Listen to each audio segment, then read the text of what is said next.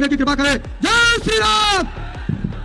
भारत माता की, भारत माता की, भारत माता की। वंदे वंदे वंदे।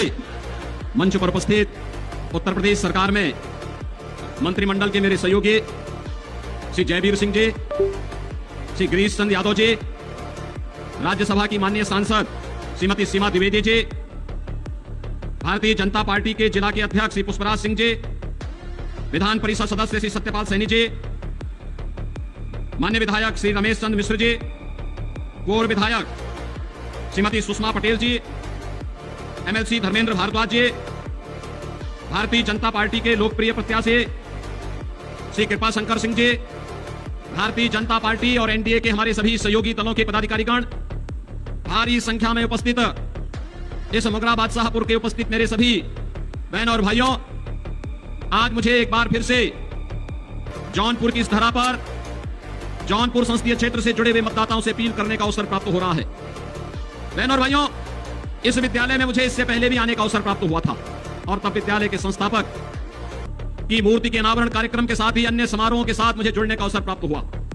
आज मुझे आप ही की इसी माटी के सपूत और जिन्होंने यहां पर एक सामान्य परिवार में जन्म लेकर के अपने परिश्रम से, अपने पुरुषार्थ से मुंबई में, महाराष्ट्र में अपनी एक पहचान बनाई, ऐसे कृपा शंकर के लिए, आपकी कृपा के लिए अपील करने के लिए आपके बीच में आना पड़ा है। बहन और भाइयों, लोकसभा चुनाव के अब तक के 5 चरण संपन्न हो चुके हैं और मैं आपसे कह सकता हूं पूरे देश के अंदर एक ही धूम मची है, एक ही लहर है, एक ही नारा गूंज रहा है, एक ही स्वर में पूरा देश बोल रहा है, वह है कि फिर एक बार, फिर एक बार, फिर एक बार और अब की बार 400 पार। 400 पार की बात होती है बहनों और भाइयों। सबसे जो बुरी स्थिति होती है वो समाजवादी पार्टी की होती है, क्योंकि ये पार्टी तो एक क्षेत्रीय पार्टी है, कुल 60-62 सीटों पर चुनाव लड़ रही है और प्रदेश के बाहर, मध्य प्रदेश में इसने खजुराहो में नामांकन किया तो प्रत्याशी अपना नामांकन ही गलत भर दिया और कोई लड़ने के लिए नहीं मिला। और अब तो समाजवादी पार्टी की और कांग्रेस की स्थिति क्या है ये आप देख रहे होंगे। आप सोचो, जब सत्ता से कोसों दूर हैं तब वो अपने नेता का सम्मान नहीं कर पा रहे हैं। रोज भगदड़, रोज अराजकता, रोज मारपीट, आपस में नूरा कुश्ती समाजवादी पार्टी के अंदर आप देख रहे होंगे। बहन और भाइयों, जब इस सत्ता में रहे होंगे तब इन्होंने उत्तर प्रदेश की जनता का खून कैसे चूसा होगा, कैसे शोषण किया होगा, यह किसी से छुपा हुआ नहीं है। और इसीलिए मैं आपसे अपील करने के लिए आया हूं। मैं इसीलिए आपसे अपील करने के लिए आया हूं।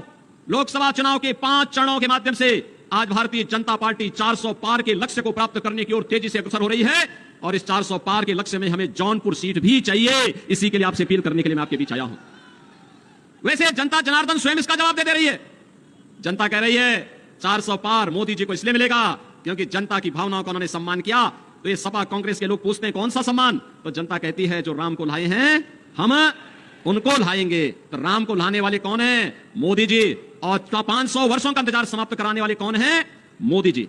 और बहनों और भाइयों, आपने देखा होगा, एक तरफ राम भक्त हैं जो राम के प्रति अपना सर्वस्व न्यौछावर करते हुए भारत को दुनिया की एक बड़ी ताकत बनाना चाहते हैं। दूसरी तरफ रामद्रोही हैं, वे राम का तो विरोध करते ही करते हैं, लेकिन राजनीति के इस हद तक गिर जाते हैं कि अब भारत का ही विरोध कर रहे हैं। क्या कहते हैं लोग? कहते हैं कि पाकिस्तान को धमकी मत दीजिए, उसके पास एटम बम है। हमें आश्चर्य होता है, अबे दाने दाने के लिए मोहताज पाकिस्तान की धमकी भारत जैसे बड़े देश को देते हैं जो दुनिया की सबसे बड़ी उभरती हुई अर्थव्यवस्था है। तनिक भी शर्म नहीं आती है कांग्रेस और समाजवादी पार्टी के नेताओं को, तनिक भी कोई संकोच नहीं होता है। और बहनों और भाइयों, जहां भी कांग्रेस ने अपने पार्टनर ढूंढे हैं, ढूंढ करके, जितने भी दागी दल हैं, भ्रष्ट दल हैं, परिवार के दल हैं, इन्हीं सभी दलों को इन्होंने चुनावी मैदान में उतार करके पूरे देश के अंदर अव्यवस्था और अराजकता का जैसे ठेका सा ले लिया हो। लेकिन भारत जान रहा है, पूरा भारत जान रहा है, मोदी जी के नेतृत्व में हमने बदलते हुए भारत को देखा है। एक ऐसा भारत जिस भारत ने आज दुनिया के अंदर अपनी धाक जमाई है। आज दुनिया में भारत का सम्मान बढ़ा है, भारत की सुरक्षा पुख्ता हुई है। बहनों और भाइयों, पूरे देश के अंदर आज आप विकास के नए नए कार्य देख रहे होंगे। कहीं IIT बन रहे हैं, कहीं IIM बन रहे हैं, कहीं NIT बन रहा है, कहीं पर IIIT बन रहा है, कहीं पर 1 डिस्ट्रिक्ट 1 मेडिकल कॉलेज बन रहा है, कहीं पर हर घर नल की योजना के माध्यम से हर परिवार को शुद्ध RO का पानी दिलाने की कार्रवाई आगे बढ़ रही है। बहनों और भाइयों, ये लगातार आज देश के अंदर पिछले 10 वर्ष में मोदी जी ने जो कायाकल्प किया है, विकास भी हो रहा है, इंफ्रास्ट्रक्चर के बड़े बड़े कार्य हो रहे हैं, कहीं हाईवे, कहीं रेलवे में भी आपने देखा होगा वंदे भारत, अमृत भारत, नमो भारत के नाम पर नई नई ट्रेन आ रही हैं और गरीबों के कल्याण के लिए भी कितना कार्य हो रहा है। मैं तो कहूंगा बहनों और भाइयों, एक और भारत है मोदी जी के नेतृत्व में, 80 करोड़ लोगों को फ्री में राशन दे रहा है, और दूसरी तरफ पाकिस्तान है 23 करोड़ लोग भूखों मर रहे हैं वहां पर, 23 करोड़ की कुल आबादी, और वो अभी भूख से मर रही है। इसीलिए मैं आपसे कहना चाहूंगा, जो पाकिस्तान का राग अलाप रहे हैं, 4 जून को उनका बोरिया बिस्तर बंद करके पैक करके उनको बोलो जाओ पाकिस्तान, भारत पे बोझा मत बनो, पाकिस्तान में जाके अब भीख मांगो। बहनों और भाइयों, एक तरफ भारत अपने 80 करोड़ लोगों को फ्री में राशन की सुविधा का लाभ दे रहा है, दूसरी तरफ पाकिस्तान में भूख से बिलबिलाते पाकिस्तानी लोग आपके सामने हैं। जितनी पाकिस्तान की आबादी है, उससे बड़ी आबादी को भारत ने पिछले 10 वर्ष में गरीबी रेखा से उभारने में मदद की है। 25 करोड़ लोग गरीबी रेखा से उभरे हैं भारत के अंदर। 60 करोड़ लोगों को आयुष्मान भारत में 5 लाख रुपए की आयुष्मान भारत की सुविधा प्राप्त हो रही है। और मोदी जी ने घोषणा की है, इस बार आएंगे 70 वर्ष से ऊपर के हर व्यक्ति को फ्री में आयुष्मान भारत की सुविधा का 5 लाख रुपए हर वर्ष उपचार की सुविधा उपलब्ध करवाएंगे। बहनों और भाइयों, 12 करोड़ किसानों को किसान सम्मान निधि, उत्तर प्रदेश में 1 करोड़ निराश्रित महिला, बुजुर्ग और दिव्यांग जनों को 1000 रुपए हर माह पेंशन की सुविधा। देश के अंदर 12 करोड़ गरीबों के घर में शौचालय, 10 करोड़ गरीबों के घर में उज्ज्वला योजना का सिलेंडर पहुंच गया, और 4 करोड़ गरीबों के मकान भी देश के अंदर बन गए। और मोदी जी ने घोषणा की है, इस बार आएंगे तो बाकी बचे हुए गरीबों का भी मकान बनाएंगे। बहनों और भाइयों, एक तरफ गरीब कल्याण का कार्य करने वाली मोदी सरकार देश के विकास को दुनिया के सामने, भारत को आत्मनिर्भर और विकसित भारत की आधारशिला रखने के लिए बड़े बड़े इंफ्रास्ट्रक्चर के कार्य देश के अंदर हो रहे हैं, और दूसरी तरफ राम का विरोध करके रामद्रोही वे लोग हैं जो भारत का विरोध करते हैं, भारत में जातिवादी और परिवारवादी राजनीति करते हैं। पहले जाति के नाम पर आपको लड़ाएंगे, फिर आपके हिस्से का बंदर बांट करवाने का काम करेंगे। यही तो काम किया था इन्होंने, यही तो काम कर रहे हैं, यही तो इनके कारनामे हैं। आज मैनिफेस्टो पढ़िए कांग्रेस और समाजवादी पार्टी का। ये मैनिफेस्टो इंडी गठबंधन का क्या बताता है?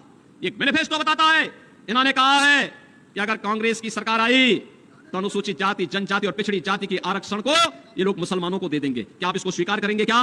अरे तो बाबा साहब भीमराव अंबेडकर का अपमान है, भारत की मूल भावनाओं का अपमान है। बाबा साहब भीमराव अंबेडकर ने कहा था, धर्म के आधार पर भारत के अंदर आरक्षण नहीं हो सकता, क्योंकि यही आधार देश के विभाजन का कारण बना था।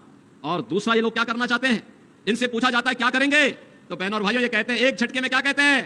कहते हैं कि जैसे ही सत्ता में आए तो गरीबी हटा देंगे। कैसे हटाएंगे? कहते हैं एक झटके में हटाएंगे। कहा एक झटका कैसा? कहा साहब हम लोग ये करेंगे कि सभी लोगों की संपत्ति का सर्वे करवाएंगे, और संपत्ति का सर्वे करवाने के बाद, इनके द्वारा कहा जाता है कि संपत्ति का सर्वे करवाने के बाद यह उस पर एक वरासत टैक्स लगाएंगे। वरासत टैक्स का मतलब आप जान रहे हैं, आपके बाप दादों ने, आपके ग्रैंडफादर ने, आपके फादर ने जो संपत्ति अर्जित करके आपको विरासत के रूप में दी है, इसमें से आधी संपत्ति ये कांग्रेस और समाजवादी पार्टी के लोग ले लेंगे। फिर ये पाकिस्तान, बांग्लादेशी घुसपैठियों को, रोहिंग्या को बांटने का काम कर देंगे इसी संपत्ति को। क्या अपनी संपत्ति में आप क्या इनको बंदर बांट करने देंगे? क्या आपके बाप दादों की खून और पसीने की कमाई में क्या ये लूट मचाएंगे? क्या इनको सेनमारी करने की छूट देंगे क्या? और दूसरा बहनों और भाइयों, मैं इसीलिए कहता हूं कि कांग्रेस और समाजवादी पार्टी के अंदर उनका घोषणा जो कहती है, ये कहती है कि हम वरासत टैक्स लगाएंगे। ये वरासत टैक्स कुछ और नहीं, ये औरंगजेब का जजिया कर है, जजिया कर। क्या जजिया कर देंगे? अरे स्वतंत्र भारत है, जजिया कर औरंगजेब ने लगाया था। औरंगजेब मुगलों का सबसे क्रूर बादशाह था। औरंगजेब ने अपने भाई को की हत्या की। औरंगजेब ने अपने बाप शाहजहां को कैद कर दिया था, और शाहजहां ने अपनी जीवनी में लिखा है कि ऐसा कमबख्त पुत्र किसी को प्राप्त न हो। उसने कोसा है, उसने कहा औरंगजेब के बारे में शाहजहां ने लिखा है कि इससे ऐसा कमबख्त पुत्र किसी को पैदा न हो। और कोसते हुए औरंगजेब ने कहा था कि तुमसे अच्छे तो ये हिंदू हैं जो जीते जी अपने बड़े बुजुर्गों का सम्मान करते हैं, और मरने के बाद भी अपने परिवार, अपने पूर्वजों को श्राद्ध और तर्पण के माध्यम से जल देने का काम करते हैं। लेकिन दुष्ट औरंगजेब, तुमने तो मुझे एक एक बूंद पानी के लिए तरसाया है। बहनों और भाइयों, ये जजिया कर जो था औरंगजेब का, ये हिंदुओं पर लागू होता था। वो कहता था हिंदुओं को कि तुम या तो मुसलमान बन जाओ और नहीं तो तुम्हें जजिया कर देना होगा। बहनों और भाइयों, हमें कांग्रेस और समाजवादी पार्टी के इस गठबंधन के माध्यम से जो औरंगजेब की आत्मा आज घुस रही है, इसको पूरी तरह बेनकाब करना होगा। और इसीलिए हम लोग आए हैं आपके पास। ये जौनपुर संसदीय सीट पर भारतीय जनता पार्टी ने यहां से कृपा शंकर सिंह जी को अपना प्रत्याशी बनाकर के आपके बीच उतारा है। कृपा शंकर जी चुनाव जीत के जाएंगे। मुगरा बादशाह की आवाज में बोलो, जाएंगे। दोनों हाथ, जहां तक मेरी आवाज जा रही है, जहां तक आवाज जा रही है, दोनों हाथ ला करके बोलो, मुझे बताओ, आश्वस्त करो, चुनाव जिता के भेजेंगे कृपा शंकर जी को? भेजेंगे। लेकिन इसके लिए आपको 2 काम करने होंगे। आज 21 तारीख हो गई ना? क्या आज 22 है? 22 है ना आज? ठीक, चलिए आप याद रखते हैं। तब तो मैं आश्वस्त हूं कि 25 को सही समय पे वोट देने जाएंगे। तो आज 22 हो गई, 23 और 24 2 दिन का समय आपके पास है।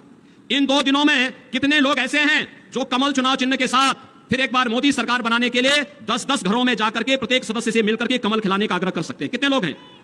अभिनंदन आपका, आप तो पूरा ही मुगरा बादशाहपुर तैयार है। बहनों और भाइयों, 10-10 घर में 2 दिन में 20 घर में कवर करते हुए 25 मई को प्रत्येक परिवार को, प्रत्येक मतदाता को, वयस्क मतदाता को मतदान केंद्र पर ले जाकर के कमल खिलाने की आवश्यकता है। खिलाएंगे, खिलाएंगे बहनों और भाइयों, कमल खिलाएंगे। और जिन लोगों ने पानी के लिए तरसाया है, पहचान के लिए तरसाया है, जिन लोगों ने विकास के लिए तरसाया है, जिन लोगों ने उत्तर प्रदेश के विकास को बाधित करते हुए माफियाओं को संरक्षण दिया है, ऐसी समाजवादी पार्टी की जमानत को जब्त करवाने का काम करेंगे करेंगे। तो फिर मेरे साथ बोलेंगे, भारत माता की, भारत माता की, भारत माता की जय श्री राम।